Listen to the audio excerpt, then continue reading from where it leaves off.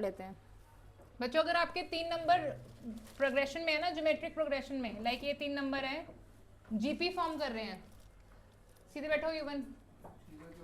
अगर ये तीनों नंबर जीपी फॉर्म कर रहे हैं तो इसका मतलब इनका कॉमन रेशियो सेम होगा, b by a is equals to c by b. These 3 numbers are in GP. तो जो मिडिल नंबर होगा, 3 नंबर्स में बात होती है सिर्फ ये, तो जो मिडिल नंबर होता है उसको हम बोलते हैं under the root product of, मतलब perfect square of the first and the last one. जैसे कि आप कोई भी एग्जांपल ले लें, जैसे आप जीपी बता रहे थे अभी मुझे, मैंने इनको एग्जांपल दिया था कि A2 और R3 हो तो जीपी बताओ, तो हमने जीपी बनानी शुरू करी, AR यानी कि 6, और आप कर सकते हैं कि इसको 3 से मल्टीप्लाई करा 6 आया, इसको 3 से मल्टीप्लाई करें 18 आएगा, इसको 3 से मल्टीप्लाई करेंगे कितना आ जाएगा 54, फिर इसको 3 से मल्टीप्लाई करेंगे चलता जाएगा। तो आप जब 2 नंबर ले रहे हैं, बातें नहीं, जब आप 3 नंबर एक साथ देख रहे हैं तो ये नंबर जो है वो इन दोनों के प्रोडक्ट के स्क्वायर रूट से बना है। इसको ओपन करेंगे 2 इंटू 2 इंटू 3 इंटू 3 6 आएगा।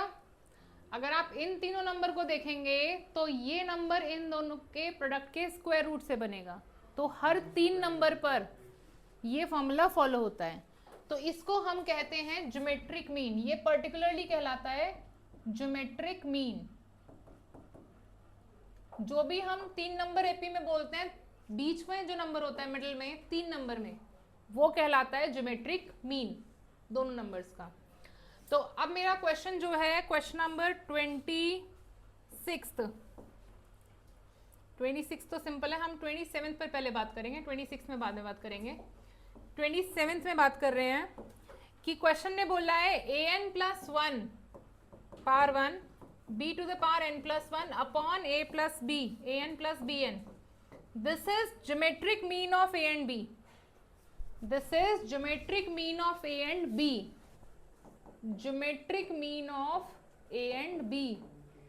तो इसका मतलब है वो तो रूट ए बी हो गया, geometric mean of a and b क्या हो गया, रूट ए बी। पिछले वाले स्लाइड के अंदर जो हम लिख रहे थे b is called geometric mean of a and c, उसको हम ऐसे बोलेंगे, ठीक है। तो हमें बोला है क्वेश्चन ने ये जो नंबर है this is nothing but geometric mean of a and b। तो आपको n बताना है कि n की वैल्यू क्या, पॉसिबल वैल्यू क्या है।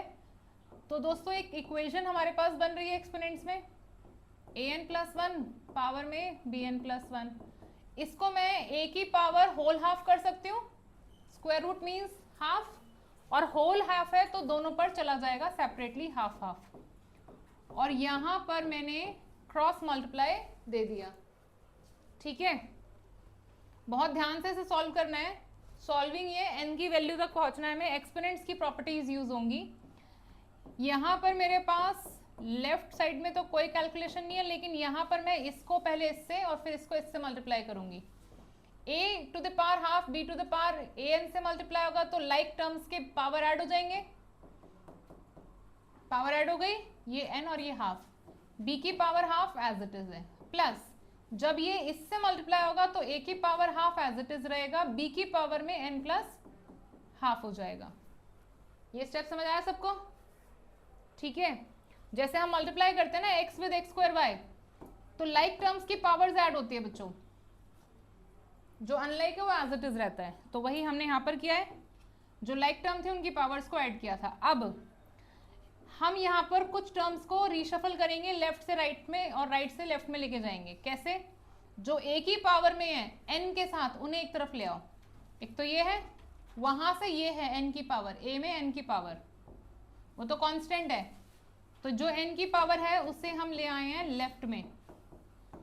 ऐसे ही b की पावर्स जो n में है उन्हें एक तरफ कर दो, ये तो यहीं पर था, इसको मैंने शिफ्ट कर दिया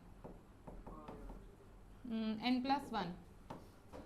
यहाँ पर जब मैं कॉमन लूंगी, आपको पता है a क्यूब और a स्क्वायर में कॉमन a स्क्वायर होता है, लीस्ट पावर, तो यहाँ पर जो आपकी लीस्ट पावर है that is n plus half, तो a की power n plus half common लेंगे तो it will be a half, वापस ऐड करेंगे तो ये बन जाएगा, मल्टीप्लाई करेंगे तो पावर ऐड होंगी, वापस यही बन जाएगा। ये तो बाहर जा चुका है, b की पावर हाफ। यहाँ पर भी b की power n plus half common आएगा, a की पावर हाफ बचेगा माइनस b की पावर हाफ। ये फैक्टर दोनों में कॉमन है, कैंसिल हो गया। अब हम यहाँ पर क्योंकि ये एक्सपोनेंट्स है और हमें n की वैल्यू निकालनी है, so we have only one way to write. क्योंकि दोनों की पावर सेम है तो दोनों को एक दूसरे से डिवाइड करके होल पावर लिख दिया और राइट में रह जाएगा 1।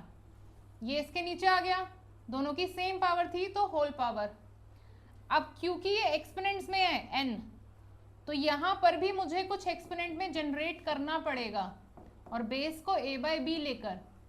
यही ऑप्शन है बच्चों, एनीथिंग बिल्कुल कर सकते हैं। क्योंकि अगर आपके पास ऐसा होता है और आपको n निकालना है तो सामने जब बेसिस सेम होंगी तभी n निकलेगा। अब सामने तो 2 है नहीं, तो 2 की पावर कुछ लगाने पर 1 मिले तो वो 0 ही है, तो इसलिए a बाई बी की पावर 0 ही लगेगा। अब बेसिस सेम है तो पावर्स को इक्वेट किया और n की वैल्यू माइनस हाफ जनरेट हो गई। This is the final answer. ठीक है, all these question needs a separate practice. Practice के बिना बच्चों ये सॉल्व नहीं होंगे। सामने एग्जाम्पल है आपके पास, U1 के एग्जाम में क्वेश्चन आया और वो सॉल्व नहीं कर पाया या टाइम नहीं बचा। जो भी था करा हुआ क्वेश्चन था, करा हुआ ही तो था ना, तो लैक ऑफ प्रैक्टिस की वजह से कई बार क्वेश्चन ये सॉल्व नहीं हो पाते हैं। ठीक है, तो इसलिए प्रैक्टिस को स्ट्रांग रखें। एक बार दिखाएं ज़रा क्या क्या क्वेश्चन आए हैं, देख लेते हैं। जीपी के ही देख रही हूँ मैं स्पेशली। कई सारे सॉल्व हो गए, कई थोड़े टेढ़े-मेढ़े हुए।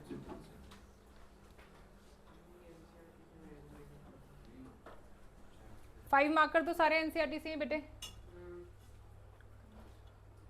5 मार्कर फर्स्ट ही छूटा था, बाकी तो हो गया था।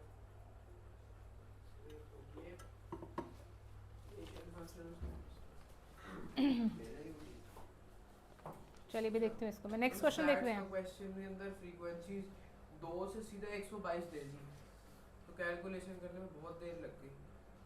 ये रहा 122 141 दे दी जानबूझ के। चलिए नेक्स्ट क्वेश्चन देख रहे हैं। क्वेश्चन नंबर 26 हमारा छूट गया था बीच में, उसको देख लेते हैं पहले। सिंपल वन, आपके पास जीपी है जिसकी स्टार्टिंग में 3 है, बीच में 2 आपको ब्लैंक्स दिए हैं, मतलब 2 टर्म्स फाइंड करनी है। Insert 2 numbers in between so that this is a GP. So दोस्तों आपको जो जीपी है उसका ए पता है और उसका 4th टर्म भी तो पता है। आर निकाल लेते हैं। A r cube is equals to 81, r cube is 81 upon 3, तो आर आपके पास 3 आ जाएगा। आर 3 आया है तो सेकेंड टर्म आपकी ये वाला ब्लैंक जो है 3 इंटू ए आर होगा, मतलब तो 3 इंटू 3 9, और थर्ड टर्म जो है वो ए आर स्क्वायर होगा, 3 into 3 square 27। I hope clear है सबको। तो एपी का या जीपी का फर्स्ट और लास्ट टर्म पता होता है तो हम डी निकाल कर या आर निकाल कर फटाफट से कर लेते हैं। समझ आ गया कि तुम्हें यही समझ आ गया। क्वेश्चन नंबर 28 पर बात कर रहे हैं। Again very important.